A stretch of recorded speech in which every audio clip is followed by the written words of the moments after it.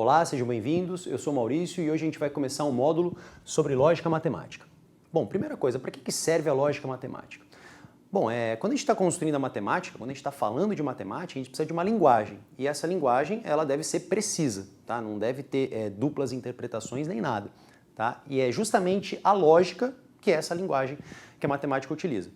E é a lógica que a gente usa para verificar se os nossos argumentos são válidos ou não, para ver se um raciocínio está correto ou não, né? Porque muitas vezes a gente começa um raciocínio de uma maneira correta e no meio do caminho a gente se perde, tá? Então é aí que a lógica entra para ajudar a gente. E a gente precisa ter bastante cuidado com o nome lógica, com esse termo lógica, porque ela é muito usada no nosso dia a dia como uma coisa informal, a lógica informal, tá? Que eu até coloquei aqui para você, né?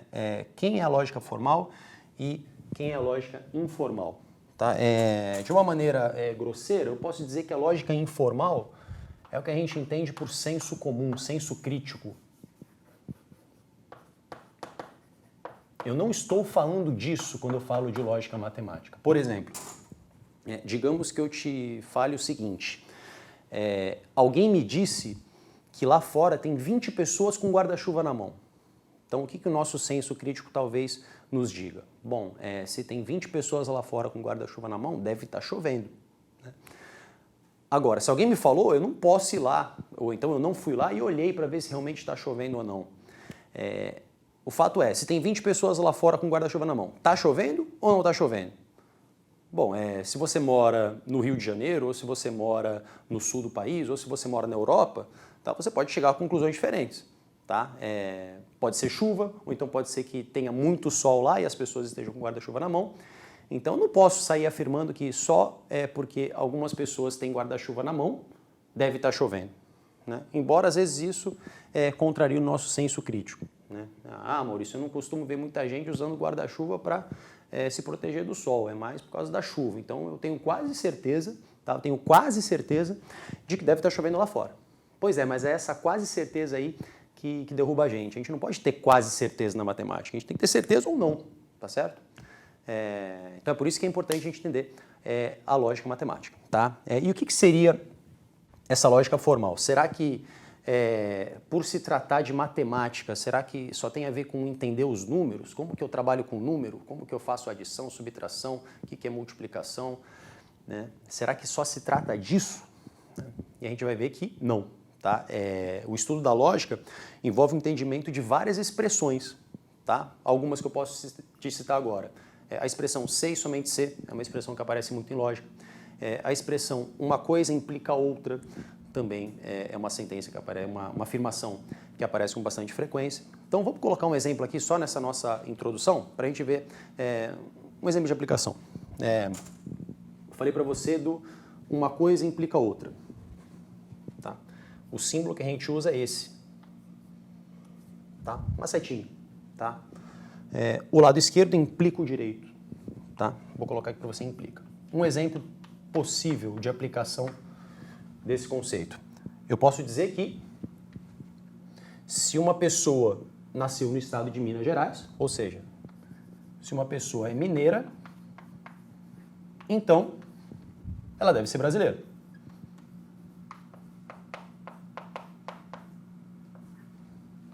Isso seria correto, né?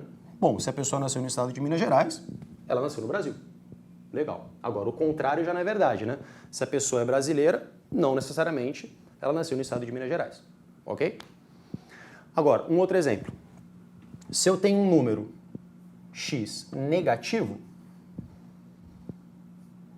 então o quadrado dele deve ser um número positivo. Isso também é uma verdade, tá? O lado esquerdo implica o lado direito. Eu também costumo dizer que se isso acontece, então aquilo também acontece. Tá? Se a pessoa é mineira, então ela é brasileira. Tá? Outro exemplo, por exemplo, da geometria. Se a gente tem um cubo com aresta 10 metros, então a gente tem um cubo com volume 1000 metros cúbicos. Isso também é uma verdade, tá? o cubo ter aresta 10 metros implica esse mesmo cubo ter um volume de 1000 metros cúbicos. Então esse seria só um exemplo de um quantificador que a gente usa, tá? Que é o implica. Ou se então, mesma coisa, tá? Agora, quando uma pessoa não entende direito esses quantificadores, quando a pessoa não se dá muito bem com a lógica, digamos assim, ela acaba trocando essa setinha e usando aí indiscriminadamente outros exemplos. Por exemplo, essa setinha aqui você vai ver que ela aparece muito. Tá? Será que você consegue deduzir o que essa seta significa? Bom, isso daqui é o implica, né? O lado esquerdo implica o direito. Agora, eu aglutinei aqui uma outra seta, né? Isso é o C e somente C. O lado esquerdo implica o direito e o direito implica o esquerdo. Será que eu posso pegar tudo isso que eu escrevi e trocar a seta? Por exemplo, será que isso é verdade? Vamos pensar aqui. Bom, se eu sou mineiro, com certeza eu devo ser brasileiro. Isso está correto. Agora, se eu sou brasileiro, não necessariamente eu sou mineiro. Isso já não estaria legal, tá? Muita gente troca a setinha, usa, eu achei ela mais bonita. Mas não posso fazer isso na matemática, tá? Agora, olha de baixo. Será que isso está correto? Bom, vamos ver. Se eu sou negativo, então o meu quadrado é positivo. Perfeito. Agora, se o meu quadrado é positivo, será que obrigatoriamente eu vou ser negativo? Não. Basta eu te dar um contra-exemplo. Por exemplo, o quadrado do número 2, que é positivo, é 4, que também é positivo. Então, se o quadrado do número é 4, não necessariamente ele vai ser negativo. Ele pode ser o 2. Tá? Então, inclusive já te dando uma ideia do que a gente vai ver nesse módulo, os contra-exemplos vão ser explorados aqui, tá? Nas aulas futuras. Então, esse aqui também não estaria legal.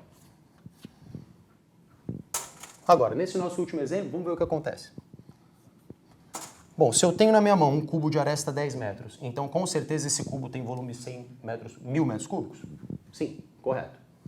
Agora, se eu tenho na mão um cubo de volume 1000 metros cúbicos, será que então eu tenho na mão um cubo de aresta 10 metros? Sim, também está correto. Então, nesses 3 exemplos que eu dei, o único que estaria ok seria esse último. Tá? Agora, se eu trocasse a palavra cubo para paralelepípedo, isso já não seria verdade, né? Não necessariamente eu preciso ter uma aresta de 10 metros para o volume do paralelepípedo ser 1000 metros cúbicos, tá certo? Bom, então é isso. Aqui eu dei um exemplo para você. Vai ser um módulo que a gente vai falar, por exemplo, o que é um teorema, o que é um axioma, o que é uma prova, o que é um contra-exemplo, como eu já havia falado para vocês. Tá? A gente vai ver a relação da lógica com a teoria dos conjuntos. Então eu espero que vocês gostem e eu espero vocês nas próximas aulas. Até lá!